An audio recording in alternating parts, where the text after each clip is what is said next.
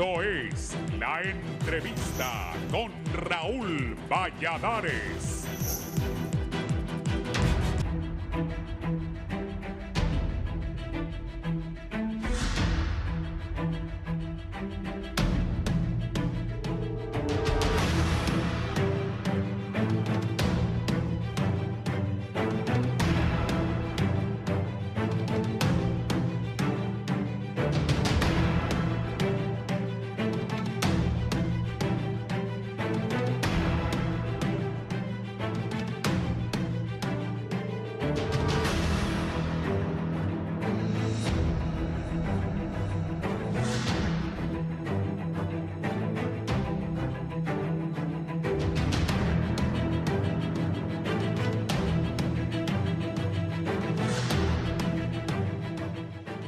La pregunta sobre la fecha de la declaratoria de las elecciones primarias se ha convertido en un tema de gran relevancia para todos los sectores del país, desde el Consejo Nacional Electoral hasta los partidos políticos, pasando por líderes de diversas fuerzas políticas, analistas, expertos y el propio Ministerio Público. Todos coinciden en la necesidad de que el CNE emita la declaratoria oficial de las elecciones el próximo 8 de abril. La falta de una declaración formal por parte del CNE generaría incertidumbre en un proceso que ya está marcado por lo sucedido el 9 de marzo. A medida que se acerca la fecha establecida, el país entero espera una respuesta clara y definitiva que permita a los partidos políticos y a los votantes organizarse adecuadamente para las elecciones generales. El CNE, como ente rector del proceso electoral, tiene la responsabilidad de garantizar que los procedimientos se lleven a cabo de acuerdo con lo establecido por la ley. En este caso, la fecha del 8 de abril es clave, ya que de ella depende la certidumbre que perdió el país. Para muchos analistas y expertos en el tema, el 8 de abril es una fecha inamovible que no solo responde a la necesidad de cumplir con el calendario electoral, sino también a la obligación de garantizar el respeto de la voluntad ciudadana y el fortalecimiento del sistema democrático.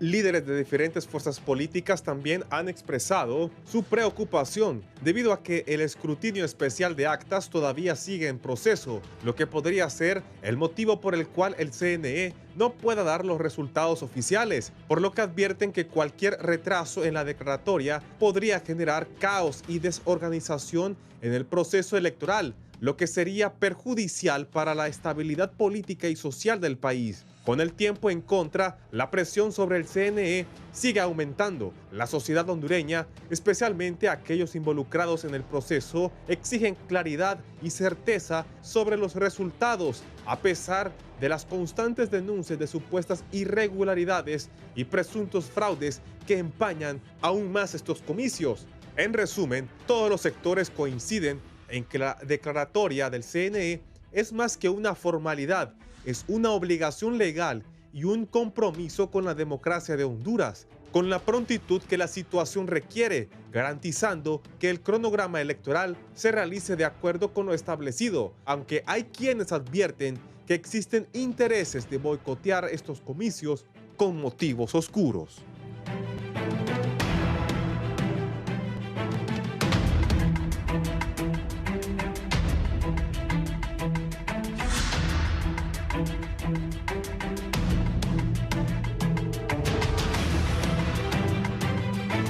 Consejo Nacional Electoral, los consejeros, a otros los andan buscando para meterlos presos. La gente recuerda la histórica jornada del domingo 9 de marzo, que las maletas electorales andaban en los rapiditos paseándose por Tegucigalpa y Comayagüela. Hay acusaciones y contraacusaciones que vos estás haciendo fraude, que vos lo que querés es no contar los votos. Así están en el Consejo Nacional Electoral y así está después de ese 9 de marzo. Está claro que fue un gran error. Todavía no hayan los culpables. Dicen que a los perros más flacos son a los que están queriendo meter presos y que los verdaderos responsables todavía no aparecen. Unos se atacan contra otros, hasta los militares están metidos en el baile, desgraciadamente para todos los hondureños, y los políticos peleándose en un país tan pobre, con unas elecciones tan carísimas, en un país tan pobre, Y de nada sirvió gastar tanto dinero porque ahí están agarrados y desprestigiando ese proceso electoral que va a pasar en noviembre, cuando las elecciones generales. Dicen que, aquí tenemos un refrán, que como es la víspera, así será la fiesta. Ojalá que los líderes del país se sienten, platiquen y vayamos a un proceso electoral limpio, honesto y que se respete lo que la gente quiera. Que se respete si van a poner de presidente a Rick, si van a poner a Narrala o va a ser papi a la orden, que se respete y que los líderes, los que manejan el país, lleguen a acuerdos por beneficio de Honduras. Tenemos tantos problemas, salud, educación, delincuencia, que terminen carreteras. Vi el otro día que la carretera está bastante bien después de tantos años y que lleguen a acuerdos y que la gente decida a quién va a poner de presidente. Pero esos enfrentamientos no abonan mucho, creo. Y la gente se decepciona de la clase política. Tengo 3 distinguidos invitados para hablar de eso.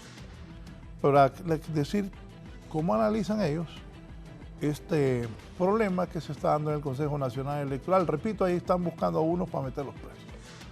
Otro ya se presentó, hoy va a llegar el del transporte que dice que él no tiene la culpa y que más bien le paguen los 60 millones porque no le han pagado un peso. Así están las cosas. Bienvenido el ingeniero Denis Gómez, ex magistrado del Tribunal Nacional de Elecciones. Raúl, buen día a usted y a los contertulios de esta mañana, el doctor Aguilar y el señor René Amador, y a la audiencia en general, pues aquí listos para intercambiar ideas, ¿verdad? En el son de encontrar algunas avenidas que aclaren y que no oscurezcan más de lo que ya está oscurecido la sensación térmica del clima político electoral hondureño, como cito. El doctor Augusto Aguilar es magistrado presidente del Tribunal Nacional de Elecciones. Doctor, un gusto tenerlo acá. Sí, mucho gusto, Raúl, y a los compañeros del foro. Estamos en una situación un tanto conflictiva. Pocas veces hemos estado así en los últimos años, pero habrá que hacer un esfuerzo para mejorar lo que está sucediendo para que no resulten los mismos problemas en las elecciones generales de noviembre. Sí, don René Amador, consultor de Tecnimer. Bienvenido, René. Buen día, licenciado don Raúl Valladares, por supuesto al auditorio de Canal 11 en sus diferentes plataformas, a los compañeros que nos acompañan aquí en el foro, que con su acervo, su experiencia, su trayectoria en procesos electorales, en la dirección del ente electoral del país, en épocas pasadas, podamos aportar e incidir positivamente en el país. Gracias. El doctor Aguilar ha sido veedor de muchas elecciones en Latinoamérica. ¿De cuántas, doctor? Más de 100. Más de 100. Sí. Ajá, ¿y qué me dice de las elecciones internas de Honduras? Después, hoy, el 2 de abril, las elecciones fueron el 9, ¿ah? Sí, el 9. Ya días. Ya casi un mes. Ya casi un mes. ¿Qué piensa, doctor? Fíjese que... ¿Qué días de experiencia? Elecciones o cosas no vistas en ninguna parte, como el hecho de que el material electoral haya llegado hasta el siguiente día, casi 24 horas después de la hora en que debió haberse entregado. Unos votaron 2 días después. Sí, imagínese usted que cuando andamos en observaciones electorales, como les decía, he estado en más de 100 elecciones, una de las primeras preguntas que hacen los observadores de todas las instituciones y organismos es si llegó el material a tiempo. Es una de las primeras preguntas. Imagínese aquí, si esa pregunta se hubiera hecho en tantos lugares donde no llegó el material,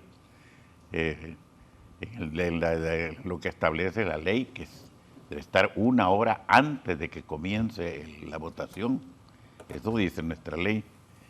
De tal manera que es una gran irregularidad. Y la otra, que yo no lo había visto, y eso es muy particular en nuestro país, fíjese que nosotros llegamos a unas elecciones primarias y la lucha partidaria comenzó mucho antes, cuando no se trataba de eso, si estas elecciones eran para la contienda interna en cada uno de los partidos políticos, porque el objetivo es que mediante el voto, mediante el ejercicio democrático, cada partido pudiese seleccionar sus candidatos para presentarlos en las elecciones generales. Pero la guerra entre partidos comenzó 6 meses, un año antes, de tal manera que son cosas inéditas, y hay otra cosa más que mañana más adelante lo voy a decir, que para mí es muy significativo. Don Denis. Bueno, mire, siempre creo que con estas primarias de 2025 ratifica el patrón de conducta de los últimos años, bueno, de los últimos años no, desde la creación de las elecciones primarias, ¿verdad? En el sentido de que la mayor exposición en ese tema es la del Consejo Nacional Electoral. De hecho, está altamente expuesto y sobreexpuesto, creo yo, en este momento, acompañando el tema de que hay 2.100 millones de razones para que a estas alturas del partido, en el transcurso de lo que ya el mes nuevo nos alcanza, deberíamos tener mayor certeza de que el 8 de mayo, haciendo también alusión a lo que nos trae a la mesa hoy, al programa, debe ser el 8 de abril esa meta que el Consejo Nacional Electoral debe cumplir, pero ahora también se convierte en un reto, ¿verdad? ¿Por qué es tan importante para el país que el Consejo Nacional Electoral emita esa declaratoria oficial? Bueno, primero porque el ente rector constitucional es el Consejo Nacional Electoral. Ellos tienen responsabilidades, las responsabilidades siempre tienen consecuencias, ¿verdad? Se cumple la responsabilidad, hay un tipo de consecuencia, no se cumple, hay otra. Y porque al final de cuentas el proceso electoral es ese adminículo o ese evento que nos permite tratar de mejorar todos los aspectos o transitar más bien a un tipo de democracia que no representa necesariamente elecciones primarias y generales, ¿verdad? Definitivamente no. Pero hoy por hoy hay razones de tipo legal, político, constitucional, de la ley electoral también, porque hay un cumplimiento, pero también usted lo ha dicho en la parte de la introducción, un país en tanta precariedad económica financiera, gastando 2.100 millones y más, en un proceso que al final de cuentas usted no tiene la certeza, ni siquiera el cumplimiento que debe existir de condiciones de integridad electoral, entonces prácticamente ese dinero ya no se está convirtiendo, como no se ha convertido desde su inicio, me refiero a elecciones primarias, en el tema de ser inversión en democracia, sino más bien un gasto en democracia. Y cierro en el tema de que es válido el eco, que de momento no es mucho el eco en la sociedad, pero hay un amplio sector que ya está tomando cada día más conciencia de preguntarse si las elecciones primarias de los partidos políticos deben ser financiadas con dinero del Estado. Reitero, 2.100 millones de lempiras, cuando a los partidos minoritarios les dan la deuda política, que son 10 millones, todo el mundo se enoja. Pero ¿y 2.000 millones contra 10 millones? Entonces hay que hacer una revisión, y creo además que hay que buscar cómo los procesos electorales van a alcanzar una sostenibilidad en el tema del financiamiento, pero sobre todo cómo volvemos este tema que tiene un interés político de 300%, porque son 3 personas las que están ahí representando a 3 partidos políticos, se convierte más bien en un interés eminentemente técnico, porque las elecciones primarias y generales son de componente y cumplimiento técnico, no político. René, ¿cómo todo esto, qué incidencia tiene en el electorado? Ya de por sí las encuestas, los estudios reflejan bastante insatisfacción, hartazgo, si se pudiera decir en un término calificativo más alto, sobre el actuar de la clase política. Cada vez que la polarización tiende a subir, a expresarse, a connotarse, a posicionarse en el escenario político del país, pues los niveles de insatisfacción, de desopinión, descalificación, de los sectores denominados independientes también tiende a crecer. En los últimos estudios en América Latina y Estados Unidos mismo, se ha comprobado que hay una correlación inversa. A más polarización, a más conflicto en el actuar política, la insatisfacción del ciudadano común, del ciudadano promedio, del hondureño de a pie, crece. Y por eso lo vemos como la franja que representaban los independientes, que antes era alrededor de un cuarto de la población, es decir, un 25%, ahora hay encuestas que la pueden situar entre el 45 y 50%. Y es precisamente a este tipo de actitudes. Pero habrá que decirlo también, en el país, desde que se instalaron los procesos internos, han sido carentes de transparencia, muy situables en la opacidad. Realmente lo que hemos visto es una cultura, un actuar de nuestros políticos, a quien es más tramposo que el otro. Y ¿a quién es más tramposo que el otro? A quien es más tramposo que el otro. Y si a todos esos procesos, desde que comenzamos, les hubiésemos puesto una gran lupa, hubiésemos hecho un match, una comparación de esos cuadernillos, nos hubiésemos dado cuenta desde aquel tiempo que gente votando en más de una ocasión, muertos votando en procesos electorales, alteración de resultados, dando como consecuencia a una validación de ese quehacer político. Lo hicimos una vez, no pasó nada. Lo seguimos haciendo y no pasa nada. Hasta ahora, y yo por eso aplaudo la iniciativa que viene desde la Fiscalía.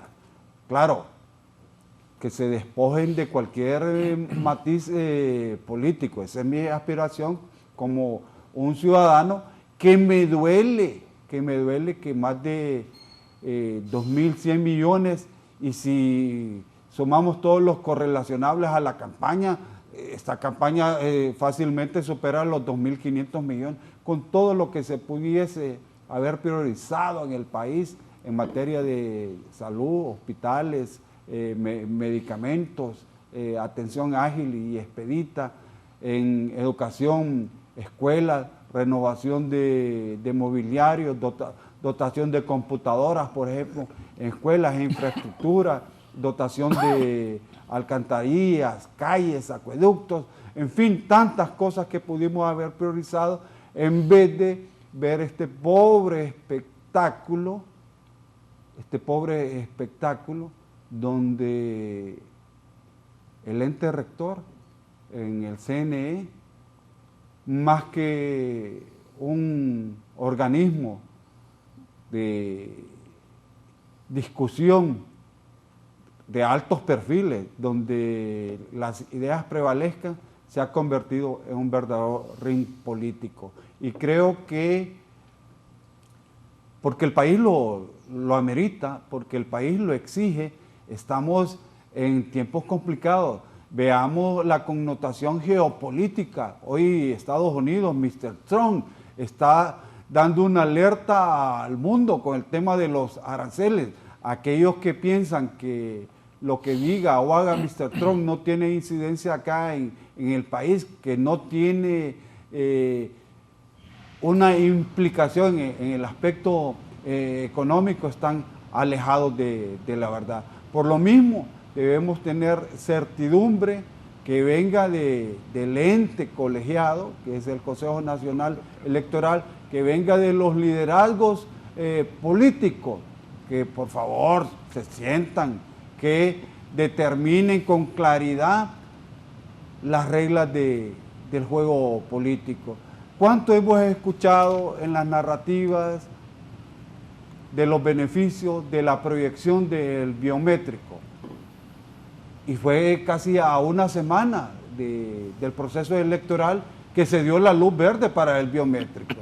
Ahora, en el conteo especial, seguimos también con la narrativa del biométrico. Hay sectores, hay partidos que se oponen que el biométrico sea como el candado, sea como el parámetro, sea como el techo que refleje la votación en consonancia con ese accionar. Un fuerte llamado al CNE, a los concejales, un fuerte llamado a la clase política, que le den certidumbre al país. La estamos necesitando. ¿Cuál ha sido el impacto de las irregularidades y denuncias de fraude en las elecciones del 9 de marzo sobre la percepción pública respecto al proceso? Mire, históricamente los fraudes son más frecuentes en las elecciones primarias y la explicación es muy sencilla. Los que integran cada junta receptora de votos son de un mismo partido, de diferentes movimientos, pero de un mismo partido. Entonces, ahí eso facilita de alguna manera que se cometan fraudes, sobre todo en el nivel electivo de corporaciones municipales y de diputados. Fíjese que a mí me tocó ser el coordinador de la Comisión de Dictamen de la Ley del 2004 y también fui de los redactores principales de la ley que está en vigencia, que se aprobó en el 2021. Y la cuestión de haber, implementado las elecciones primarias obligatorias, porque ya se venían haciendo por su cuenta los partidos políticos, pero en la ley del 2004 y que está vigente y contiene lo mismo esas disposiciones de que se hagan el mismo día para todos los partidos, porque antes las hacían en fechas diferentes. El propósito es, o el objetivo, el espíritu por lo menos del legislador en este caso, era que no pudiesen los militantes de un partido influir en los resultados de otro partido. Por eso hicieron el mismo día. En esta última ley quedó también establecido que los partidos que no van a participar o que no participaron en las primarias por no haberse inscrito más de un movimiento, que también ese mismo día hicieran sus asambleas para seleccionar las planillas que van a presentar en las elecciones generales. Entonces, lo que sucede, ya caí en la pregunta que es fundamental, para poner un candado más, porque son candados, entre comillas, que establece o que tiene la ley electoral en la que nosotros hemos participado en su redacción, para evitar precisamente los fraudes. Mire, uno están los cuadernillos. En segundo lugar está el documento con que se identifica la persona. Ya van dos. Luego está la presencia de los observadores, van 3. Y últimamente, si ya ves para esta ley que está vigente, se incorporó la lectura de la huella dactilar. Pero eso, ahí creo yo que se ha cometido un error, porque la ley establece que el conteo o el escrutinio general es en base a las actas y no está vinculado necesariamente a la lectura de la huella dactilar. Entonces, lo que se ha hecho normalmente en los otros procesos electorales, en todos los que hemos estado, es que se hace un conteo especial, pero solo en aquellas actas que han llegado con irregularidades. En el conteo, o las cantidades no cuadran, nombres diferentes, este tipo de, o que hubo una votación irregular en el sentido de que unos no los dejaron votar o cualquier otro problema de naturaleza. Esas son las impugnaciones y esas actas son las que se ponen aparte para hacer el conteo especial.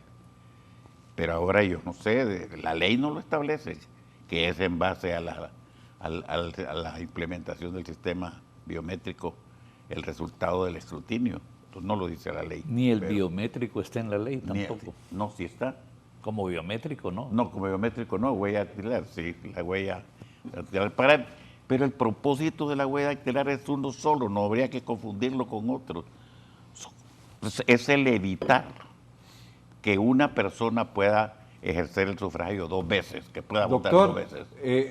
Aportando, ¿los cuadernillos alguna vez se ha hecho algún match de comparación? Es que las primas... o sea, es que queremos establecer el acta como lo que da fe del proceso. Claro. Pero si esa acta, evidentemente, no hay los mecanismos, o los mecanismos han estado ahí con los cuadernillos y nunca se han hecho match comparativo con las votaciones correspondientes de los otros partidos ahí, pues obviamente lo que estamos dando es como una luz verde para a través de ahí permear fraude. Y el biométrico, no es que no pueda haber fraude con el biométrico, pero al menos me pone un techo. Si el biométrico solo me refiere que 100 personas son las que están registradas ahí, pues el fraude, el posible fraude, va a ser en torno a esos 100 que fueron a votar. Porque ya sabemos, y hay que decirlo algo acá. Mire, es escandaloso que el 60% de los que estuvieron en juntas receptoras de votos, escuche el licenciado don Raúl Valladares, el 60% de los que estuvieron en juntas receptoras de votos no recibieron la capacitación completa o ninguna. O sencillamente... En el Partido Libre, la tendencia fue que el movimiento más grande, el M28, y luego el POR y el FRP tuvieran más representación que los demás. En el Partido Nacional, la tendencia fue que el movimiento de don Tito Afura estuviese representado en todas las urnas del país, en una proporción mucho menor lo del movimiento de doña Ana García, pero los movimientos de Jorge Zelaya y el movimiento del ingeniero Roma no tenían representación en las mesas. Y en el Partido Liberal, los movimientos que tuvieron más representación fueron los movimientos de don Jorge Cálix y de don Salvador Narrala. Los otros movimientos no tuvieron representación. Entonces, cuando hablamos de que vamos a hacer prevalecer el acta, pero si el acta está viciada, si no lo hacemos en tiempo y forma, lo del match, lo de la comparativa, hombre, estamos haciendo más de lo mismo. Bueno, si las actas siempre han existido. Sí, pero yo lo que estaba tratando de explicarle, disculpe, es que el implementar el sistema biométrico, el propósito fundamental, y le digo porque yo fui uno de los que participé en la redacción de la ley y para introducir ese nuevo, diríamos, requisito, es el hecho de evitar, porque históricamente se ha dicho que en Honduras votan los muertos. Entonces ya con la huella dactilar ya no pueden votar los muertos. ¿Y cuando no funcionaba el aparato, qué pasaba? Sí, ¿Cuál es el otro recurso? Es que ese es el otro detalle. Sí, porque... Y la otra cosa es para evitar que alguien o tantos centenares o miles de hondureños que están en el exterior y dejaron su documento de identificación en Honduras, que alguien pueda haberlo utilizado para también votar por él. Ese es el propósito no es más allá.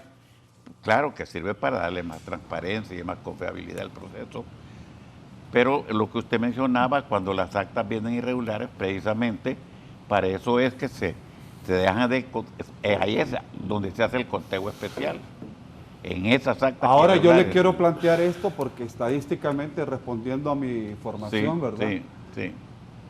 Si usted ve que la media de las juntas receptoras de votos con sus respectivas actas es una media, por decir, de 100 votos, y ve usted que en el conteo especial esa media, que tiene un soporte, porque refleja más del 50% de la votación, ve que esa media se está disparando, y se está disparando no en parámetros lógicos, no en parámetros correlacionables. Hombre, uno con formación estadística le está diciendo, ahí están metiendo mano, ahí están alterando, ahí están jugando con las papeletas, principalmente con las papeletas blancas.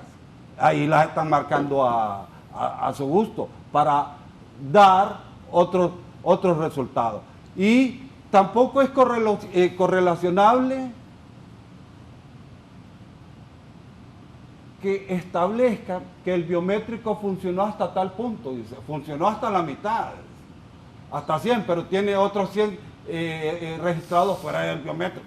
Bueno, no tiene una lógica estadística. Pero es por eso que le está explicando el doctor, porque el biométrico no le puede decir a usted, usted que está en el campo de la investigación y que anduvo técnicamente en el asunto, ¿verdad? Escuchó que hay gente que en el son de probar, en su biométrico ya aparecía, ya no podía volver a votar. Sí. Pero hay otras personas que no lo pudieron hacer y que por eso está el cuaderno de votación, ¿verdad? Entonces, que el biométrico asegura, además cuesta 220 millones de lempiras ese proyecto, ¿verdad? Que el biométrico asegura que usted, René Amador, es usted y que solo va a votar una vez y ahí funciona a las 1:30 de la mañana del día 10 de marzo el reporte del Consejo Nacional Electoral, que no lo hizo el Consejo Nacional Electoral tampoco, ¿verdad? Y ahí hay un detalle que la ley indica que la información del Consejo es del Consejo y para uso del Consejo, no para el tema de un precandidato. Ojo, ojo. Hay suficientes delitos electorales en esta... catálogo. Y entonces, y unos supuestos también de 8 años que no existen. El Código Penal dice que el Código Penal se aplica con la normativa que está en el Código Penal. Del artículo 542 en adelante establecen los delitos electorales ahora. Entonces, y si el ciudadano iba y por alguna razón no funcionaba, ¿verdad? Entonces, asegurando que el biométrico es un ciudadano, voy a usar la palabra primero ciudadano, para no instrumentalizar al elector, un ciudadano elector, un voto, ¿verdad?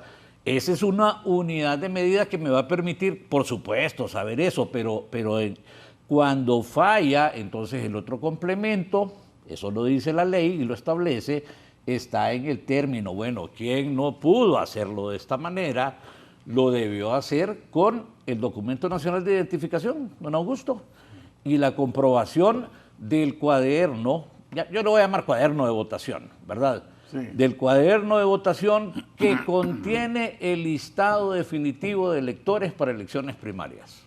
Sin embargo, también hay que ser claros. Bueno, ese es otro tema, pero solo lo voy a dejar ahí en el camino. No existe censo nacional electoral, tampoco 100% puro, ¿cierto? Sí, así es. Pero bueno, el punto es que sí lo que debe hacer el tema del Consejo Nacional Electoral es generarnos certidumbre. Porque hoy hay una práctica política, porque los cuatro que estamos aquí hoy, sabemos que la política es ciencia, pero la práctica política es otra cosa. Y en la práctica política, entonces, debemos tener, lo que estamos viendo hoy es una conducta ni siquiera partidaria, se convirtió en una conducta de activistas, en un ente que debe tener otra condición, como usted muy bien dijo. En un ente que debe ser una condición más técnica que lo que verdaderamente estamos viendo hoy. Y al final de cuentas, yo siempre voy a hacerle eco a Raúl en esta mañana. Hay 2.100 millones de lempiras, hombre, que nos deberían asegurar otra cosa. Si no, vayámonos a los inicios de la democracia griega, hombre, hagamos insaculación mejor. Si la insaculación a los griegos les sirvió por mucho tiempo y todo el mundo estaba feliz y contento con la insaculación.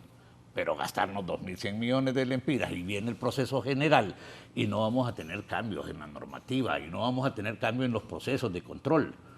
este punto allá en noviembre nos va a complicar la existencia. Sí, poneme ahí lo que puso Marlon Ochoa. Marlon Ochoa acusa que liberales y cachurecos están inflando votos. Es una denuncia fuerte.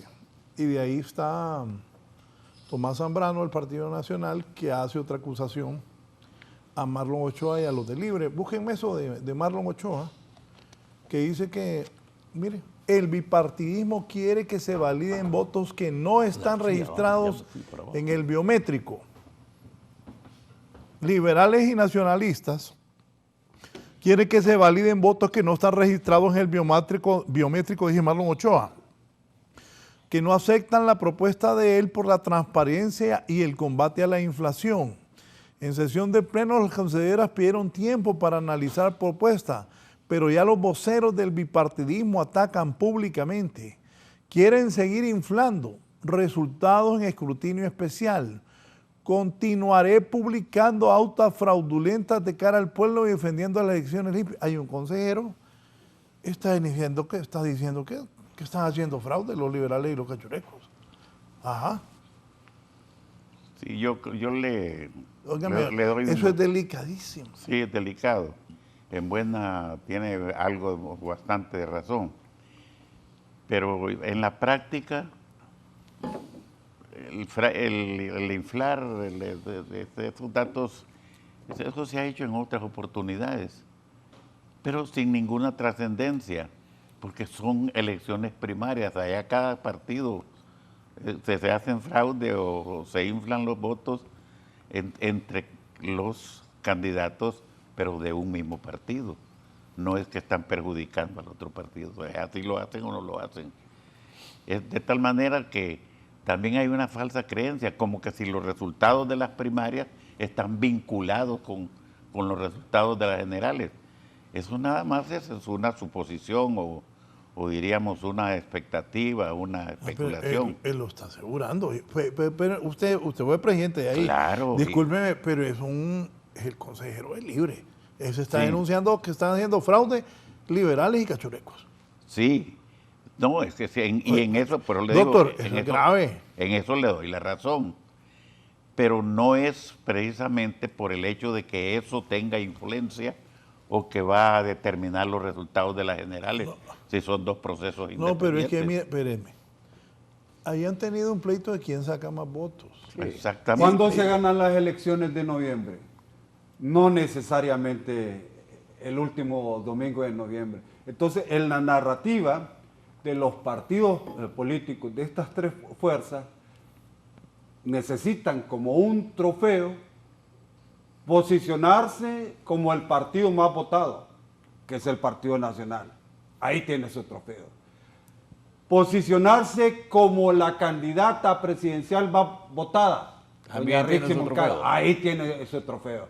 El que está sin trofeo ahorita es el Partido Liberal, pero en el entendido que cuando uno analiza los números del Partido Liberal, del 10% que tenía don Gianni Rosenthal, eran 335,000 votos válidos. El Partido Liberal de ahora es el doble. El Partido Liberal también está en la pelea. Entonces, es una lucha de narrativa que en el camino se llevan la institucionalidad, se llevan el CNE, porque es difícil para el CNE dar certidumbre de algo que no tiene el control al 100%. Mire, ¿Quiénes están en las urnas? Son representantes de los partidos políticos. ¿Tiene injerencia ahí el CNE en el actuar de ellos? No, y desgraciadamente eso está grave, porque mire, la presidenta del Consejo Nacional Electoral acusó al jefe de las Fuerzas Armadas de que había reunido con la candidata de Libre y con el coordinador de Libre. Gravísimo. Con Mel Zelaya y con Rixi Moncada. Mel Zelaya me dijo, yo lo llamé por teléfono, que no era cierto, que no era correcto lo que estaba diciendo la consejera José López. Sí. Pero ahora pongan lo que dice el jefe de la bancada del Partido Nacional. Es un gran pleito el que se tiene, previo a esas elecciones generales y a la declaratoria. Lo que pretende Libre es consolidar en las generales el boicot de las elecciones que hicieron en las primarias. Dice que los de Libre hicieron un boicot en las elecciones primarias. El biométrico es para identificar la persona, no es para validar ni contabilizar el voto. Por ejemplo, dice Zambrano, si se hace realidad esta propuesta, todos los votos de todas las personas cuyas urnas llegaron tarde el 9 de marzo no van a contar. Eso es lo que quiere Libre, que miles de votos de personas emitidos legalmente se queden sin contar. Los votos son válidos con el hecho del ejercicio democrático. O sea, dice Tomás Zambrano, donde no funcionó el biométrico, no valen esos votos, ¿o sí? Usted quiere que su voto cuente o que no cuente. Con lo que pide el que le hizo mal los mandados al gobierno de la refundación, no se van a contar. Libre no quiere declaratoria de elecciones. ¿Ah, doctor? El gran pleito. Sí, pero apegándonos a lo que establece la ley, lo correcto es hacer el escrutinio en base a las actas originales de cierre. Contrastado contra el cuaderno de votación. Lo que nunca se ha hecho. Sí, lo que no se ha hecho también es lo que usted preguntaba. ¿Se ha hecho algún análisis correcto? Porque claro, en su momento un recordado conocido de todos acá, Adán Palacios, que mencionaba el hecho de hacer ese estudio, ¿verdad? Pero en realidad no ha habido técnicamente, otra vez, ¿verdad? Técnicamente una orientación a ese detalle. Algunos cuadernos de votación no regresan, sino, quiero usar algunos en vez de decirles la mayoría no regresan, ¿verdad? Sí. Entonces, eso dificulta porque hay algunos espacios vacíos en el tema este. Mire, hablar de fraude electoral en elecciones y que no va a haber fraude electoral en elecciones no es solamente emitir un pronunciamiento. El proceso electoral tiene una etapa preelectoral, tiene una etapa electoral y postelectoral. Y cuando usted va a hablar de integridad electoral, tiene que evaluar 11 diferentes subíndices en cada uno de esos momentos. Entonces, en ese punto, por supuesto, hay mucho por hacer, pero eso es técnico. Y la discusión aquí se vuelve eminentemente política. Ahí encontramos doble declaración. Todos los que estamos aquí, nuestra audiencia hoy, todos vivimos en un mundo de denuncias. ¿Qué falta ahora? Presenten las pruebas, pues. Presentemos las pruebas de un sector y de otro, porque la lucha aquí ya no se volvió a través de la voluntad popular, sino que se volvió, como dijo usted, el trofeo personal, bajo un concepto que ahora, obviamente, los tiempos van exigiendo que la elección primaria le convierte... Soy el ganador de la elección primaria. El ganador de la elección primaria si era por partido político, en primer lugar. Y en el caso de uno de esos partidos políticos, el tema de los conteos finales, si al final de cuentas, donde está la disgregación, en 2, 3 corrientes, que tampoco le permiten hacer un bloque y decir, aquí tengo yo mi parte final, ¿verdad? Porque está disgregado, porque había competencia además. Y cierro con esto. Fíjese que una de las recomendaciones y uno de los requisitos para el tema de la elección es que exista competencia. Exacto. Cierro ahí. Bien, dice el abogado Carlos Padilla, ¿cuál es la función del Consejo Nacional Electoral y el Tribunal de Justicia Electoral y demás órganos electorales durante los primeros 3 años de un periodo presidencial? Se pregunta. ¿Deberían disolverse? Todos ellos reactivarse un año antes de un proceso electoral. Esto va con usted. Dice el abogado Antonio Rosa desde Gracias Lempira. Hola Raúl. El encuestador no haya cómo justificar que pajeó a Libre con las encuestas que les hizo. El ejemplo, urna 5747, Escuela Juan Lindo, Gracias Lempiras, habilitados 408, urna Partido Nacional 216, votos totales Libre 91. Partido Liberal 58, sume y está correcta. No, y qué bien que con un aporte real, verificable, constatable, presenta el abogado Rosa, ¿va? Sí, Antonio Rosa, Sí. Toño Morro. Toño Morro. Pero decirle que ya sabemos de la sensibilidad de nuestros trabajos, o sea, cuando nuestros resultados acompañan una tendencia, pues lo que están situados en ese espacio político lo aplauden y lo celebran. Y los que no. Cuando no les favorece, lo desacreditan, lo descalifican. Y es una carrera que tenemos, imagínense, haciendo mediciones desde el proceso del doctor Reina frente a don Osvaldo Ramos Soto, y pocas firmas encuestadoras lo pueden presumir. Tecnimer siempre le atina al resultado. Bien, me dice aquí don Ricardo Castillo Callejas, a Zambrano, ¿quién le cree? El que esté libre de culpa que tire la primera piedra. Ese señor no califica para dar opinión. Don Omar García aparece aquí también. Omar dice, buen día, los 3 partidos empobrecedores han mirado con discordia contra el biométrico, contra el TREP, contra el voto domiciliario. Hombre, ¿dónde está el dinero de este robo al pueblo con esta calidad pésima de elecciones que pusieron en evidencia que no alcanzaron ninguno de los 3 el millón? Bienvenida la cuarta opción, dice don Omar García.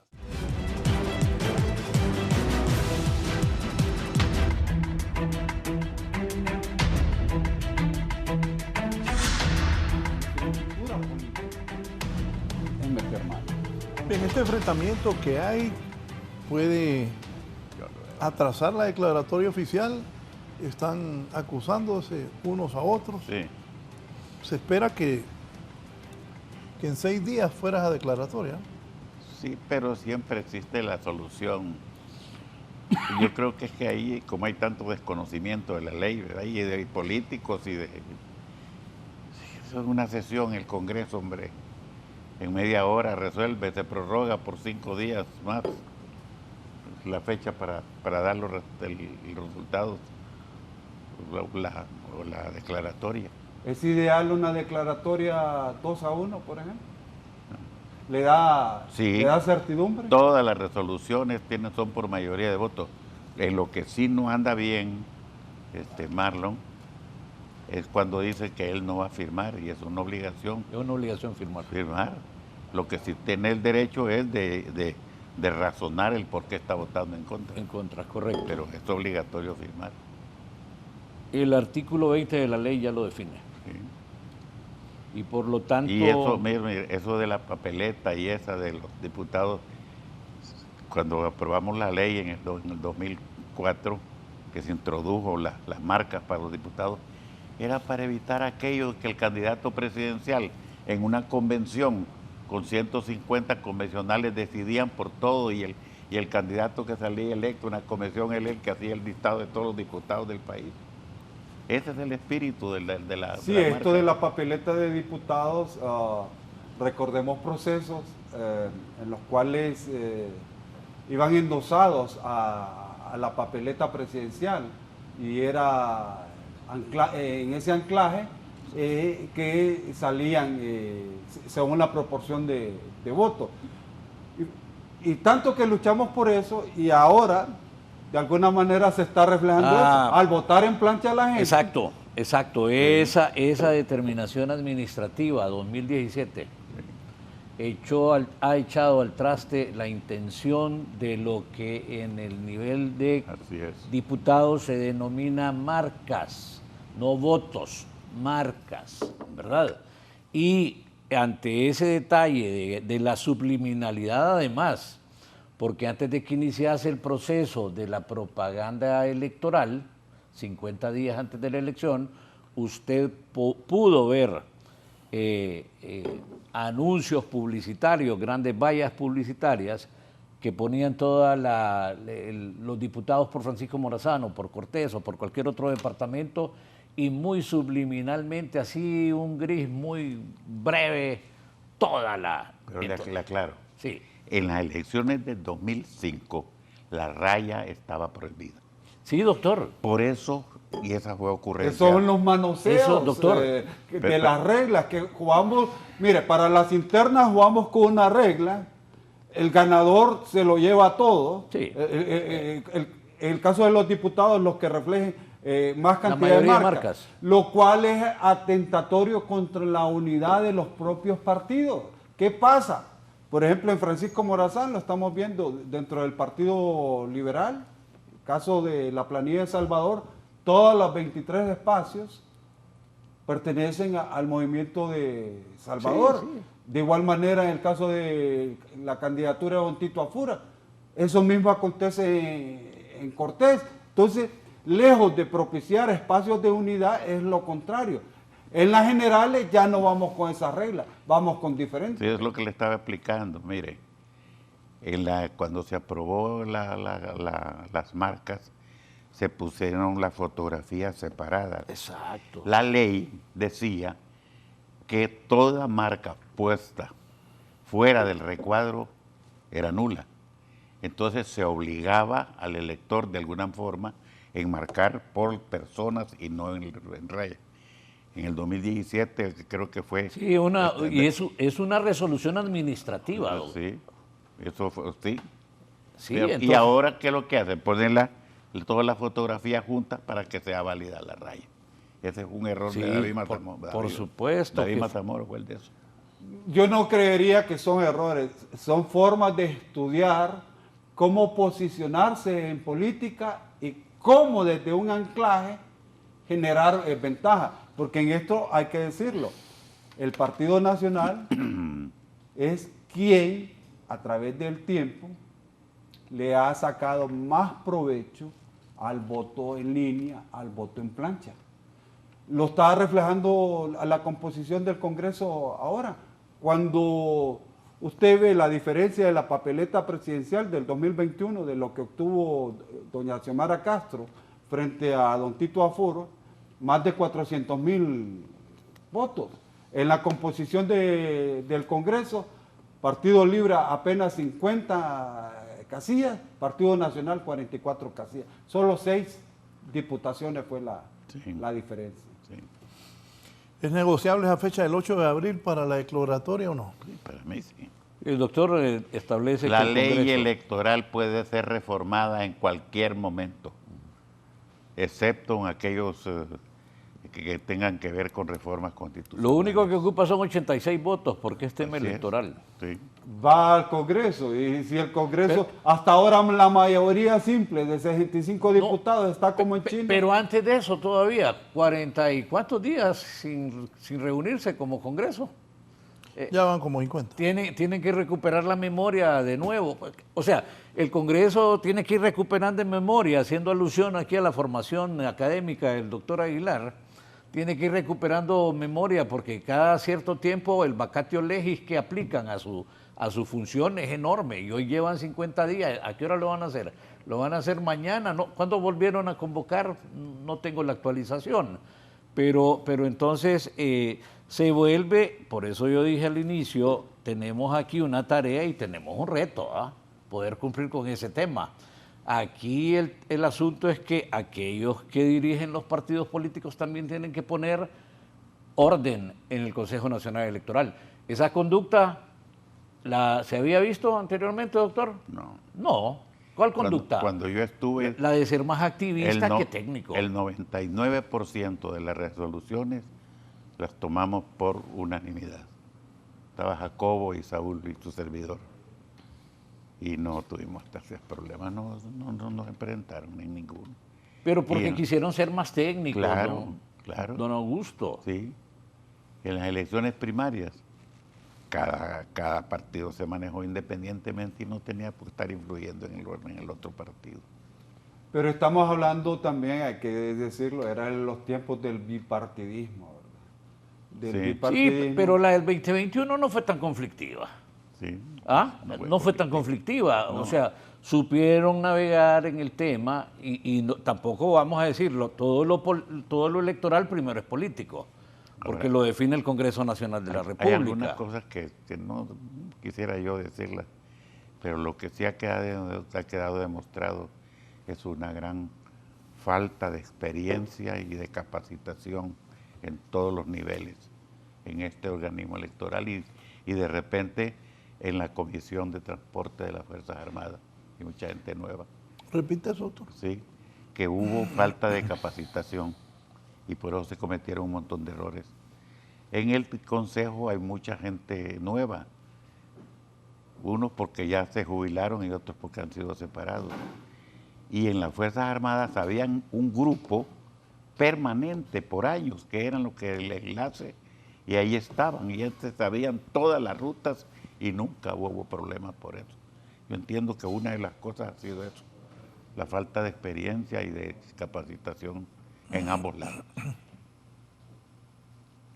Los riesgos, desorganización, caos en el proceso electoral. Sí, yo lo dije que uno de las fallas o probablemente causas ha sido eso, la falta de experiencia en los diferentes niveles.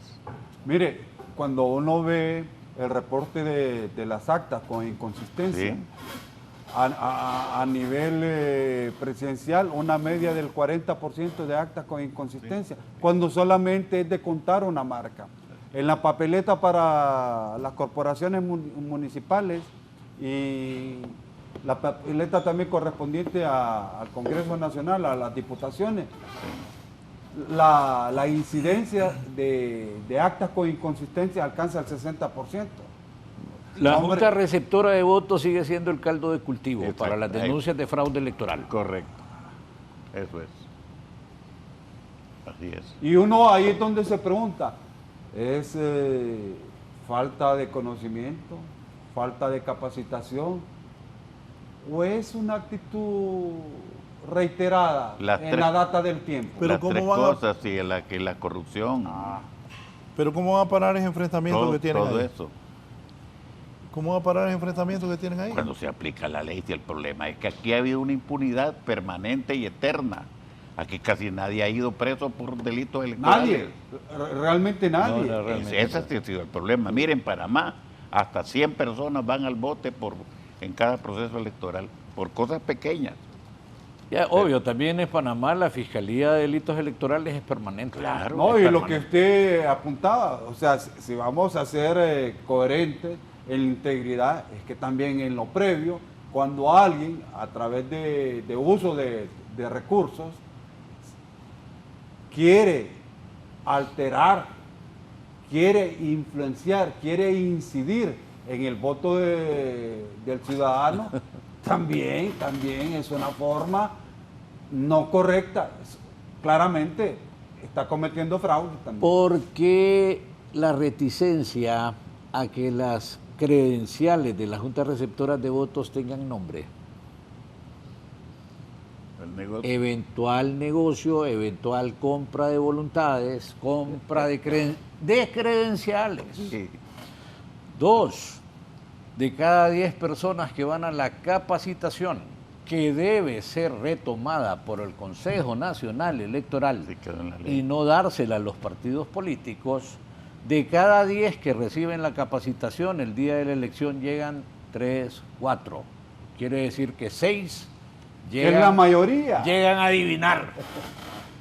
Y como llegan a adivinar, tercer elemento, a las 7 de la mañana se juramenta Denis Gómez como miembro, como representante en un organismo electoral que se llama Junta Receptora de Votos, pero a las 5 de la tarde me quito el chaleco o la camiseta y me quedo con la camisa del partido, porque somos el único país en el mundo donde los partidos políticos en elecciones generales cuentan votos, llenan actas, transmiten resultados. El único que codirige con el ente rector electoral. ¿En prejuicio de quién?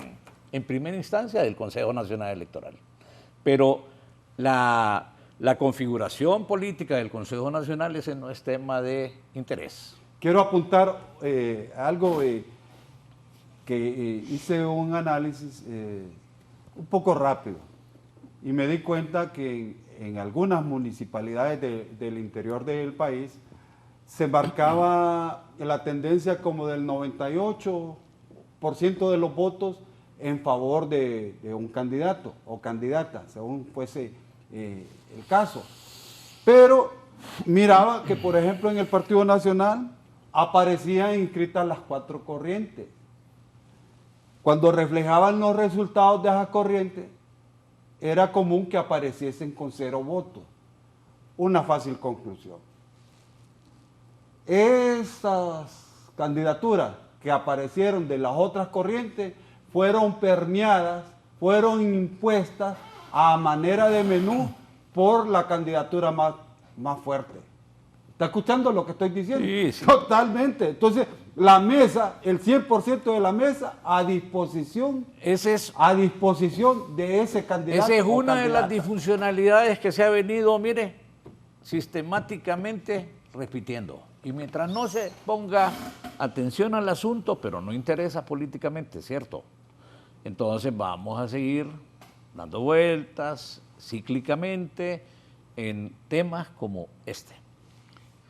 Y lo que me conmueve como hondureño, como catracho, es que aquí hay gente con bastante talento, con trayectoria, como ustedes, doctor Aguilar, Gracias. ingeniero Gómez, que tienen una conducta que ahí está, pues, con esa experiencia ganada en el tiempo, que saben lo que hay que hacer para dar vuelta a esta forma, a este quehacer político, pero que la clase política no quiere dar ese paso de transparentar al 100% los procesos. Como que están muy cómodos, como que mientras hayan lagunías, espacios para maniobrar, para tener el control, eso es lo que les favorece a ellos, pero va en detrimento de la mayoría. Es modus vivendi y es modus operandi. Sí, el problema es que no se cumple con la ley. Vea usted, por ejemplo, usted habló de la municipalidad, hablemos de los partidos políticos. Imagínense que van a participar 11, ahora van a ser 11, la vez pasada fueron 11. 11 van a participar. Sí, 11. 11, sí, 11 fueron 14 la vez pasada. Mire, si no tienen ni para llenar la 10ª parte de las mesas electorales, si sacan 3, 5 mil votos, ahí son hasta 20,000 urnas. Si lo que hemos visto en los resultados lo reflejan, de media 5,000 votos. Porque no se cumple la ley, no se exigen los requisitos como deben ser. Y hubo en esta última ley, cuando nosotros hicimos el proyecto, que era una barbaridad. La permanencia de un partido, decía la ley anterior, debe ser si saca el 2% el umbral o un diputado. Ajá, y Toño Rivera vino y le agregó que también con un alcalde. Por eso el partido, la alianza de Romeo, ganó un municipio. El Pino está en esa condición. Ganó un alcalde en un pueblecillo chiquito y ya con eso conservó su personalidad jurídica. Eso hay que quitarlo, hombre. El Pino está en la condición, Redondo. No. El Pino quiero decir que Redondo salió en esta elección del 2021. Ah, no, sí, ahí tenían un auspicio los del grupo de él. Pero en realidad reitero, el tema no solamente es una etapa del proceso, hay que revisarlo todo. Y debe, para mí lo que debe prevalecer es el 2%. Eso es lo más significativo. Ajá, ¿y el Ministerio Público? ¿Qué papel juega? Ellos tienen toda la autoridad para perseguir los delitos y los delitos electorales. Tienen la responsabilidad de cambiar la matriz que hasta hoy, a esta hora que estamos aquí en este foro, no ha cambiado. No ha pasado. Decir que antes ningún Ministerio Público tan temprano haya reaccionado. Pero ahora, antes de eso, veamos. Pero antes de eso, cambiar la matriz que hasta ahorita, a las 8, 12 de la mañana del día de hoy, no ha pasado nada. No ha pasado nada. Entonces, ¿qué no ha pasado nada? No ha pasado nada, no hay delitos electorales y pese a la narrativa que se dio ahí en el proceso antes de la primaria, ¿va? De que habían 1, 2, 3, no. Los delitos electorales son parte de la impunidad impune que en este país nos cobija y nos sobrepasa. Entonces, el Ministerio Público debe perseguir el delito en este caso, pero obvio, bajo el respeto y los criterios que ya legalmente se establecen, ¿verdad? Y en el tema de un procedimiento adecuado, debido, y bueno, si hay, en este momento están dando la noticia de que han apresado o que han requerido a personas que forman parte de esa cadena del centro logístico electoral que en sus momentos se llamó bodega electoral. Pero esa bodega electoral, para empezar, y la seguridad y la inteligencia de las Fuerzas Armadas no se dio cuenta de eso. Pregunto. Entonces, aquí ha habido un intento por lavarse las manos. ¿Responsabilidad del Consejo Nacional Electoral? Sí. Las responsabilidades a nivel de la gerencia no se delegan, las funciones sí. Entonces, hay una responsabilidad del Consejo Nacional Electoral y hay una responsabilidad que no se la han querido, que fíjese que en el 2012 un presidente del Tribunal Supremo Electoral de entonces dijo que esa responsabilidad era darle a las Fuerzas Armadas que se haga cargo de las elecciones libres y transparentes, y que el señor Orellana dijo en este momento que a lo mejor hay que quitarle esa responsabilidad. Dijo el presidente, ¿verdad? Que a eso había que quitarlo. Yo soy de esa línea, por cierto. Muy bien. Entonces, al siguiente día llegó la Junta de Comandantes y preguntar qué era eso. Entonces, lo que unos reclaman en el artículo 272, los que están ahorita, mire, se quieren lavar las manos y decir, esto pasó y no nos dimos cuenta. No es posible. Tienen responsabilidad y tienen que entregar cuentas también. ¿Qué fue lo que pasó el 9 de marzo? Esos eventos comprometen la integridad electoral del proceso en la etapa preelectoral. El Pino tiene el alcalde de San Rafael en Pira. Cachureco atropellado por José lanzó y ahí ganó. Voy a una pausa, poneme ese anuncio que me pidió Ricardo Álvarez que lo pasara. Ahora se dedica al pádel el hombre.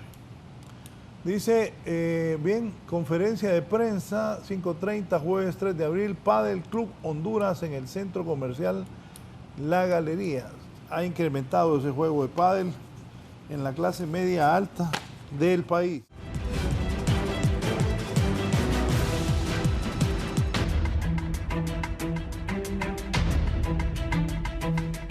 Bien, vamos a la página del Consejo Nacional Electoral. ¿Cuáles son los resultados?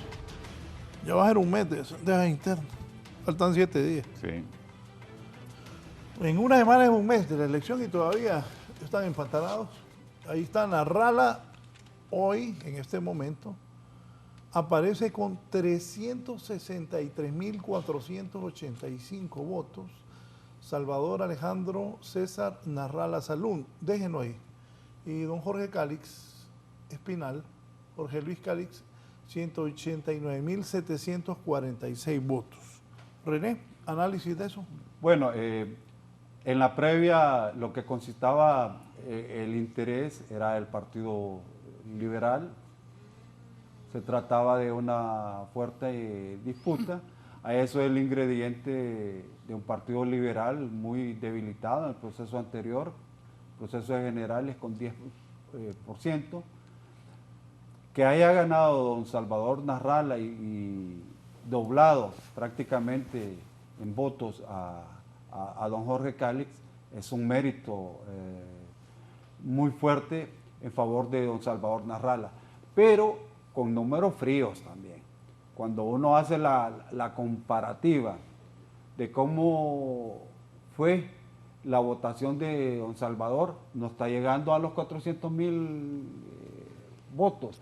Claramente, él se establece una fortaleza en Cortés que viene siendo alrededor de una tendencia de 2,5 o 3-1 frente a Partido Libre y Partido Nacional. Muy fuerte en Cortés, muy fuerte en algunos centros urbanos. En definitiva, sabiendo analizar los números, en el 2013, en la primera incursión de don Salvador Narrala en el partido PAC, obtuvo alrededor de 418.000. Viendo que ahora es un proceso interno, está llegando casi a 400.000, lo debe también poner en el plano estratégico, hacer un análisis de sus fortalezas, que claramente los resultados los muestran en los centros urbanos poblacionales más fuertes, pero en las Honduras de adentro, quizás por la falta de estructura política, que el tiempo no le alcanzó, o la manera de gestionar sus equipos de trabajo, los resultados no fueron muy buenos para él. De cara, también decir que aquí tratamos de abarcar todos los escenarios posibles. Él tiene un posicionamiento fuerte como un candidato íntegro en el concepto de anticorrupción. Es hoy por hoy el candidato que tiene esa fortaleza que si se compara frente a los demás lo pone un paso al frente, pero deberá remar y mucho porque el Partido Liberal no quedó de primero, no quedó de segundo, será tercera fuerza. ¿Para usted? Sí, lo que sucede es que estas son elecciones primarias. De acuerdo a la ley, los movimientos internos desaparecen y eso obliga a que los partidos ya no sean, diríamos, estén obligados a votar por más candidatos, sino que por uno solo, porque los movimientos desaparecen. Es una forma de cómo incentivar o incrementar la manera de cómo unificar a los partidos para que llegara así de esa forma a las elecciones generales. En el caso de Narrala es necesario considerar que hay una gran cantidad de jóvenes que no fueron a votar en las primarias y así de una manera muy subjetiva tal vez, pero es una hipótesis que una buena parte o la mayor parte de esos jóvenes, llegado el momento, a quienes darían el voto es a Narrala, porque él más bien es una marca, y él nunca había sido liberal. Jorge sí regresó al Partido Liberal y vea usted los resultados. Eso confirma de alguna manera lo que yo estoy opinando, que él es una marca y tiene muchos seguidores, sobre todo en la juventud, porque ya sabemos el papel que él ha desempeñado en los medios de comunicación durante muchos años.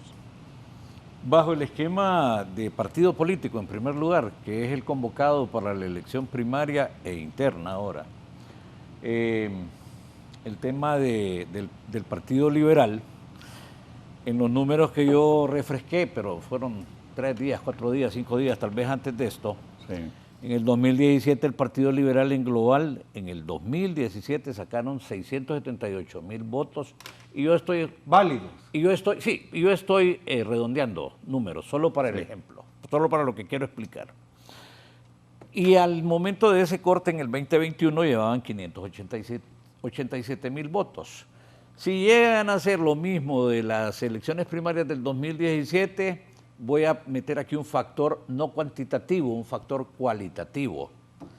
El Partido Liberal por lo menos logra recuperarse en los votos que saca de la elección general 2021 y se logra recuperar en un 100%, Sí, ¿verdad? totalmente de acuerdo. Entonces, que eso de que este es primero, segundo y tercero, ya el doctor lo ha explicado muy bien, pero bueno, de eso toma cada quien como su estrategia de campaña, ¿verdad? Tienen un pleito de quién es el más votado. No, pero exacto, pero en ese término, si usted ahí existió competencia. Sí. Y por eso la difusión por eso no hay un consolidado. Si usted suma entre el primero y segundo lugar del Partido Liberal, hay 550,000 votos promedio en las aproximaciones que yo uso. Y creo que tienen como 30,000 entre el tercero y el cuarto. Entonces, en ese sentido, el Partido Liberal logra por lo menos recuperar el apoyo, póngale de su gente, pero si es de su gente, es de su gente, pues, porque en la 2021 pierde el 50% de lo que En la tienen elección aquí. general. Pues sí. 10%, don Gianni Rosa. Bueno, de no, la pero votación. imagínese, entonces, en eso, pero ya hablando en datos enteros, en números enteros, pues hombre, ellos revitalizan al partido, si lo revitalizan, que no les va a alcanzar, y como dijo alguien por ahí, ninguno de los tres se proyecta que va a alcanzar el 1,000,000 de votos, ¿verdad? Sí. No. Ninguno. En votos válidos no. Pero acá existía competencia, entonces los 4 nos ponemos a competir si lo ve individualmente va a ser más fraccionado. En la previa era el interés de la ciudadanía. Pero también nosotros representamos a un partido, hipotéticamente el Partido Liberal. En ese sentido, a mí me parece que el partido como tal logra recuperar terreno. No, muy bien, o sea, como estaba muerto. Y entonces el candidato hoy tiene iguales posibilidades, porque los números al fondo, aun y cuando sean 100,000 votos de diferencia, ahorita hay 33.33% por cada uno de los tres candidatos. Hay que esperar lo que viene en mayo, ¿verdad? Con la convocatoria, con los otros 11. Pero estos tres, con 33.33%, el tema de la general, ¿quién va a ganar la general? Me adelanto, Raúl, a eso porque lo vamos a dejar para otro segmento. No, vamos ahora con... Bueno, con nos Tito quedamos Afura. en el individual. Vamos. Vamos con el Partido Nacional. Pausa. O libre. Ahí está. Tito Afura lleva hasta este momento 587.788 votos. La señora Ana Hernández, 166.886 votos. Ajá. Bueno, don Tito Afura en la interna del 2021, moviendo en esos parámetros, es un candidato de 3 de cada 4 nacionalistas en las internas. Partido Nacional muy bien votado, si uno toma en cuenta toda la cantidad de lastre, de vinculación negativa en actos de corrupción a algunos líderes del Partido Nacional. El voto válido alcanzará un poco más de 800,000 votos. Será la primera fuerza partidaria en el país, pero cuando uno también hace el comparativo, ellos venían de una votación de más de 1.150.000 en la interna del 2021. Hay una pérdida de caudal, ahí se refleja alrededor de 15 a 20% de menor votación de un proceso interno a otro. Pero en la sensatez del estudio político fue ciertamente algo inesperado que el Partido Nacional se esté constituyendo como el partido político, como la primera fuerza política en este proceso interno. Doctor. Sí, aquí lo que yo veo como sorpresa es la cantidad de votos que obtuvo la ex primera dama. Eso es una sorpresa porque en la forma que ya lo acaba de explicar el colega y todos los sucesos que hubo en el pasado, todo el mundo creía que el Partido Nacional iba a sacar una cantidad mucho más baja de la que obtuvo.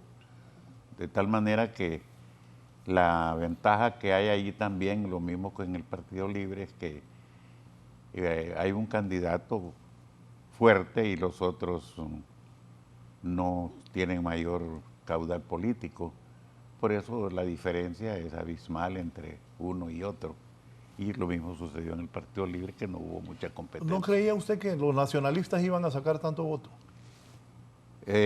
Sí, yo sí creía que iban a sacar más o menos, porque históricamente sabemos que el Partido Nacional ha sido, diríamos, muy disciplinado, con una forma de administración vertical. Solo un candidato prácticamente se promovió desde el inicio. Ya tiene su estructura de las elecciones pasadas. ¿Eso quiere decir, doctor, que los nacionalistas, esas acusaciones de corrupción, ministros presos, ministros prófugos... Muy poco influyó. No afecta. Le afectó muy poco, demasiado poco. Decir que el arraigo conservador, Exacto. El arraigo conservador, a diferencia de los libres pensadores, de la gente reflexiva, analítica, difícilmente quiebre y rompe su voto. Sí. Y también un hecho que hay que contextualizar es el vídeo donde don Carlos Zelaya sale.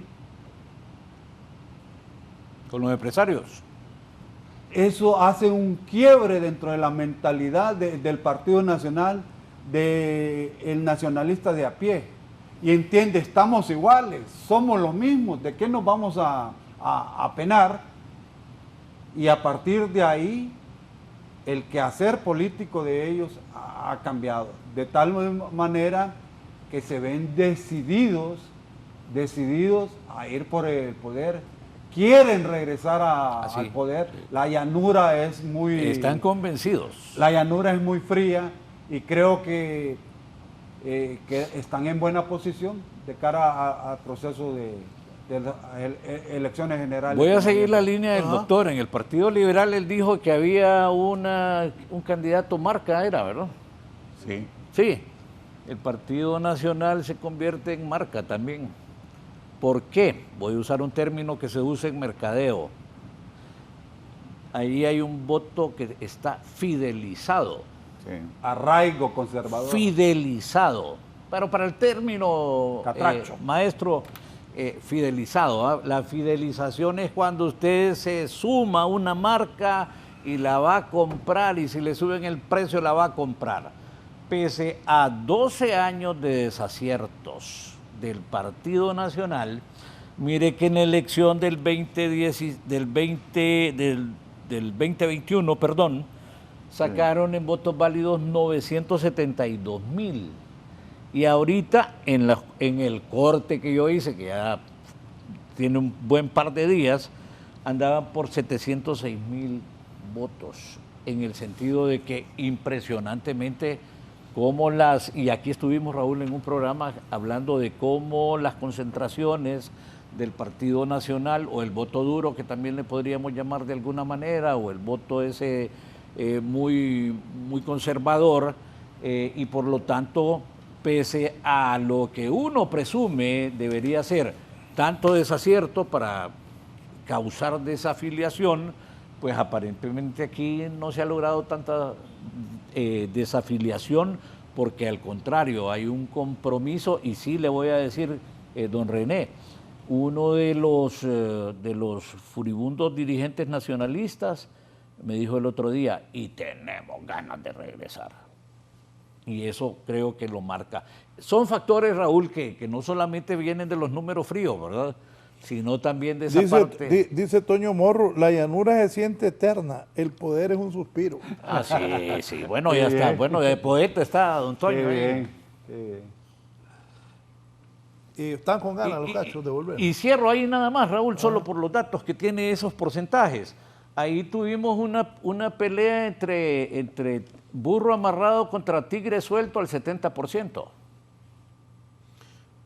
Hubo en algún momento que la gente creía que Ana podía dar un susto, la señora Ana García. Sí, tuvieron un susto. Pero en los resultados... Sí, igual que en el Partido Liberal, que mucha gente creía que Cáliz podía ganar. Exacto. Sí, es que en el caso liberal es sorprendente la forma como cierra la campaña de Jorge Cálix. Las últimas 2 semanas, por cada evento que aparecía Salvador, Cálix aparecía en 6.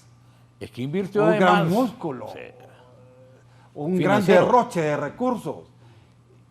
Claro, y estaba la pregunta, las encuestas, nunca Salvador dejó de aparecer con la mayor intención de voto. La pregunta era si en efecto los que visualizaban a Salvador iban a dar el paso en la votación del domingo 9 de marzo. Y al final, Salvador demostró algo, que pese a no tener articulado un equipo de trabajo, porque no se le conoce que ese sea el estilo de él se basta y se sobra por él solo para jalar todo un vagón político. Prácticamente tienen la ventaja de quienes le acompañan a él, en este caso al Partido Liberal, que si la campaña bien lo apuntó, doctor, bien lo apuntó usted. Si la campaña es más narralista que liberal, probablemente Salvador tenga un mejor escenario para gestionarse políticamente. Porque en el caso de acentuarse como liberal, hay mucha gente que no olvida que muchos liderazgos liberales fueron parte de la cogestión de los 12 años del Partido Nacional, fueron cogobierno. Entonces, una forma de olvidar a por todas esa situación es que Salvador se multiplique, se expanda de tal manera que el eco que se refleje sea más su marca como candidato que la de partido. Sí, vamos ahora con Libertad y Refundación, Rixi Moncada. La votación.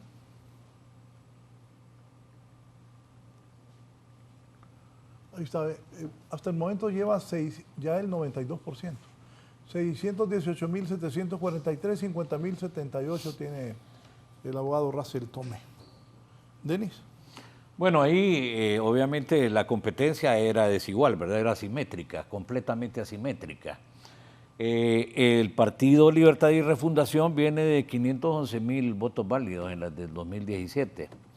De tal manera entonces, ¿cómo es la suma ahí? Bueno, le voy a dar mi suma primero por efectos de visión. Anda en 615.000 en el momento del corte, lo que implica que obviamente... Ahí casi son 670. Lo que implica que el partido obviamente logra superar su marca del 2017. Correcto. A mí ese es el tipo de comparación que me interesa, ¿va? Para poder definir el tema de que si aumenta o no aumenta. Y en todo caso, sí se convierte en la figura presidencial o precandidata presidencial que logra más el aporte. Pero cuando usted los pone los tres, que probablemente podamos ver alguna gráfica ahí, prácticamente van a partir, después de la declaratoria, cuando ya son declarados candidatos, parten en un 33.33%. Y voy a hacer eco de una de las primeras participaciones suyas, don René, porque del 2012, por lo menos esa es la memoria que yo tengo, se viene manejando que hay 4 a 5 de cada 10 hondureños que no tienen partido político, ¿ya? Y que el que vea un discurso que cautive, que persuada el voto que no es de los partidos políticos ni de los que participaron en primarias y probablemente de ninguno de los 9 que vendrán, de los 8, perdón, que vendrán para configurar los 11 de la elección general, ese candidato y ese partido político en primer lugar y ese candidato en segundo grado, por lo menos en el nivel de importancia, obviamente va a definir el triunfo para la elección general. Doctor. Sí, desde antes no cabía ninguna duda que la candidata triunfadora sería la abogada Rixi Moncada. Tenía el apoyo de todas las estructuras del Partido Libre, o casi todas, para no ser tan extremista, y realmente ella ha sido la persona más conocida, con más trabajo político y con el apoyo de casi toda la estructura del Partido Libre. Así, ahí no había ninguna duda que ella iba a ser la triunfadora, y la diferencia entre ella y Russell, pues más o menos la que podía esperarse. Yo ahí no tengo mayor problema para interpretar estas cifras que aparecen o que están resultando. ¿Esa votación es la esperada por Libre?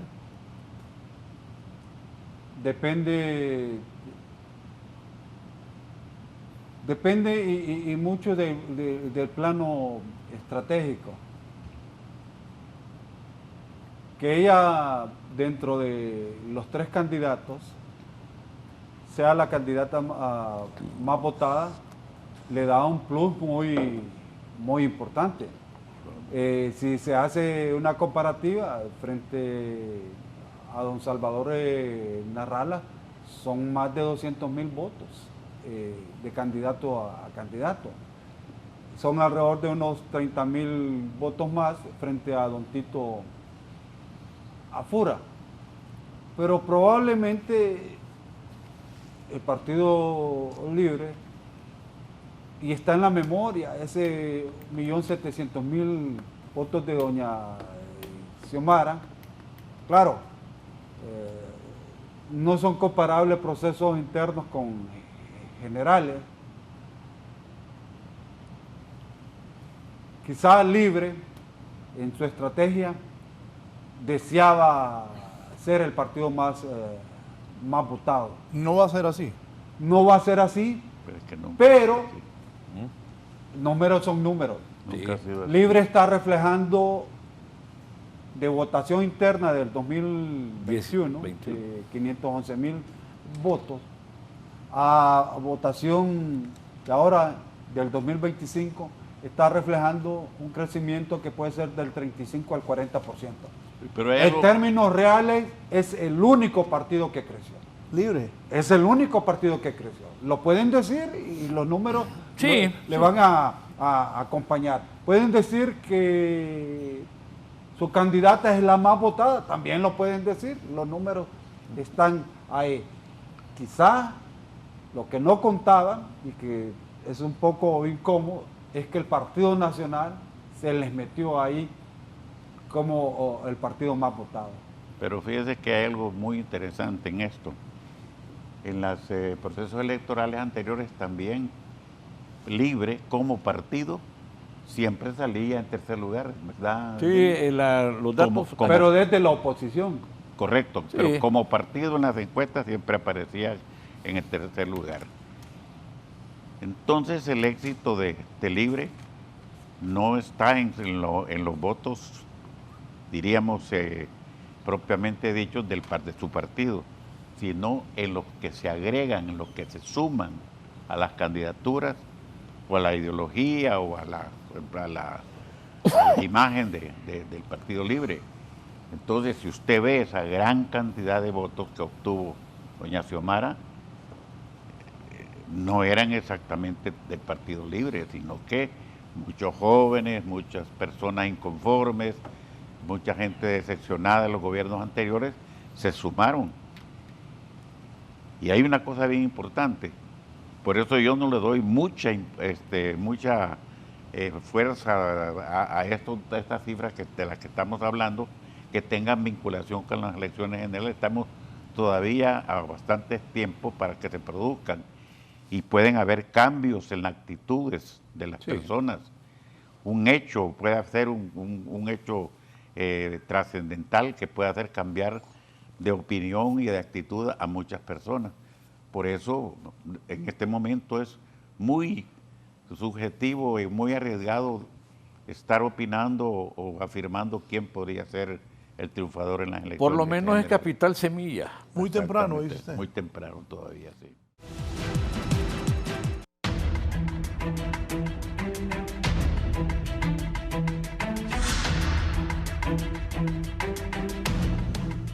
Bien, Giovanni Villalobos, entiendo que el dueño del transporte también lo han llamado a declarar, que había orden de captura contra él, pero el abogado dijo que lo iba a presentar. Giovanni, adelante. ¿Quién le dio la orden? Gracias al licenciado Raúl Valladares, el empresario del transporte Carlos Fonseca, ya en esta audiencia de declaración de imputado. En el momento es el mismo consejo. El consejo dice, este vehículo va para la ruta tal, le asignan su custodio electoral, le asignan el personal de las Fuerzas Armadas que tiene que ir ahí y son ellos. O sea, nosotros ni nuestros conductores, en realidad ellos no, solamente se apegan a las órdenes que reciben. ¿Fue el Consejo Nacional Electoral que estaba sabido de esta situación o el señor Joel Ramos o alguien de los mencionados en este proceso judicial? Mire, yo realmente desconozco muchas cosas. Yo me remito realmente a lo que yo hago. Y en ese caso es prestar nuestra flota y hacer lo que nos dicen, ¿verdad? Vamos a tal lado y eso es lo que hicimos en su momento. Ahora, el atraso, ¿a qué se lo atribuye usted? Porque usted ha estado en contacto con sus operadores a nivel nacional y el problema San Pedro Sula y Tegucigalpa. Voy a repetir palabras de algunos consejeros, voy a repetir palabras del general Roosevelt, cuando dijeron de que realmente los atrasos se habían dado porque la maquilación de la maleta electoral se tardó, y se tardó porque no tenían papeletas a tiempo, pero eso no lo provoca el transporte. Mire, ve, es cuestión de sentido común. Fuimos a la aldea más recógnita de un lugar del departamento de Ocotepeque, pero no llegamos a la escuela, no llegamos al centro de votación que está dentro del plantel de Infop, que está a 50 metros. Entonces, ¿cómo lo explica? Que las maletas que iban para ese centro de votación, que está a 50 metros, lo metieron en un bus que iba para Barrio El Bosque. Eso lo hicieron ellos, los que cargan. Nosotros ni siquiera tocamos las maletas. Entonces, todo el asunto nace de dentro del Consejo Nacional. Eso se va a aclarar hoy en la audiencia de declaración de diputados. Mire, esta cuestión realmente me ha puesto en riesgo a mí. Ya yo me aboqué a los derechos humanos, estuve con el comisionado Hugo Maldonado, porque esto me ha puesto en riesgo a mí y mi familia. Divulgaron el contrato y muchas cosas que prácticamente viola totalmente las cláusulas de confidencialidad que él mismo tiene, y esto fue producto de gente que está tratando de hacerme daño directamente dentro del CNE. ¿Y quién le pretende hacer daño? Bueno, ¿quiénes son los que tienen acceso? Imagínese usted que a mí el contrato me lo entregaron hasta el día 18, firmado por la consejera, pero antes de eso ya el contrato andaba rodando por todos los medios de comunicación. Entonces, que el pueblo tome conciencia, o sea, mire, ve.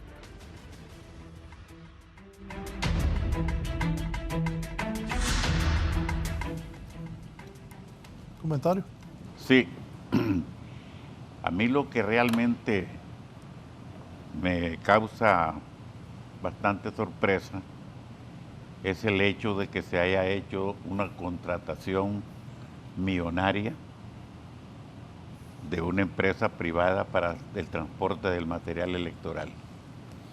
La ley establece claramente lo siguiente: todos los vehículos del Estado, con las raras excepciones de la ISANA, de la ENE, todos los vehículos pasan a disposición del Consejo Nacional Electoral para el transporte del material. 3 días antes del día de las elecciones y 3 días después. Eso significa que todos los vehículos del Estado deben ser utilizados para llevar y para regresar el material electoral. De tal manera que me resulta un poco extraño por qué esa contratación millonaria de empresa privada para realizar el transporte. No quisiera yo señalar ni siquiera especular de que hubo malicia o alguna irregularidad en ese sentido. Yo lo que sí veo, y lo he dicho en otras oportunidades, que lo que puede observarse es que no hubo una buena planificación, no hubo una buena coordinación entre las Fuerzas Armadas y el Consejo, y sobre todo entre los empleados o funcionarios encargados del envío del material. Y otro elemento más es que me parece que hubo falta de capacitación y la ausencia de empleados que ya tenían experiencia de años en el envío y recepción del material electoral, y que por alguna razón ya no está. Unos se jubilaron, otros han sido separados, pero lo que sí se puede observar en términos generales es que no hubo la suficiente eficiencia y capacidad para organizar bien tanto el envío como el retorno del material electoral. Bien, poneme los resultados de los 3 partidos. Ya estamos al cierre. Ahí está. Narrala tiene 363.485, Tito Azura 587.788, Rixi 618.743, pero en libre Rixi ya tiene escrutado el 92.51%, en Narre Azura el 75.67%, sí, y Narrala tiene el 58.91%. Rixi le queda casi un 8%, a Tito Azura un 25%. No, eso se refiere a la composición partidaria. Narrala dentro de su partido, el porcentaje de votos de su partido. Por eso, pero la votación... Creo que estos datos están con un poco más del 90% de carga electoral. O sea, Narrala va a llegar... No, ¿a cuánto va a llegar Narrala? En Narrala no sé si le alcance para llegar a los 400,000 votos. Tito... ¿Repite eso? Sí. Narrala, si acaso pasará por poco los 400,000 cuando se hace el comparativo del 2013. O sea, me está diciendo que ese boom de Narrala es porque le ganó a Calix, pero en votos no va a llegar a 400,000. No, definitivamente es una realidad, o sea, las cifras están ahí, pero ganarle a Calix no era una tarea fácil. Porque Calix había competencia. La quería, la luchó, tenía los recursos. Además, ¿cuántos votos, según usted, cuántos votos va a sacar Narrala? 400,000 vaya, por redondearlo. Quedará frente a Tito Afura, a 200,000 votos atrás, y frente a doña Rixi, 200,000 y tanto atrás también. O sea, ¿Tito cuánto va a llegar? Tito pasará de los 600,000. En votos válidos. Casi igual libre el Partido Nacional. Habrá en votos válidos de candidatura, de candidato más votado. Como partido, reiteramos, el Partido Nacional, ¿verdad? Que también, pero decir algo, o sea, no es automático la adhesión. Y lo tenemos con el caso de los liberales. En las primarias siempre salían alrededor de 700,000 votos, ya en las generales había...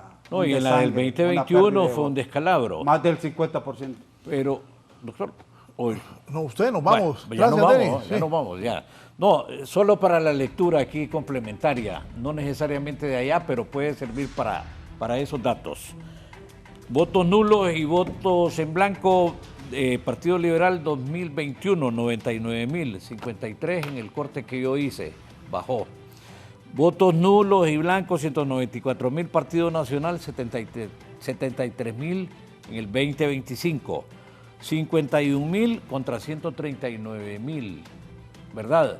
Entonces, solamente en el 2021 hay 250,000 votos para el ejercicio, que entre nulos y no válidos, que ya eso le va a ir determinando otro tema, otro nicho para capturar esos votos. Al final fueron 2,5 millones a votar, es bueno, un número importante, 2.2 millones de votos válidos. Si se hace la expectativa en relación a lo que viene, probablemente se sume 1 millón más de votos, de voto independiente. Decir que el voto independiente no es un voto monolítico, hay una diferencia entre el joven que vota por primera vez, que está bajo la égida de sus padres, es correlacionable su forma de votar a cómo votan sus padres, con el joven que ya vota por segunda vez, que ese sí ya marca conforme a su línea de pensamiento. Gracias, René. Gracias, Denis. Nos vamos, doctor. Sí, muy bien. Nos vamos. Bien, gracias. Póngame ahí la votación. De acuerdo al Consejo Nacional Electoral, vamos a ver cómo se va desarrollando esta novela política de los hondureños. Gracias. Buenos días. Sigan con nosotros en un momento nuestros compañeros de Hoy es tu Día.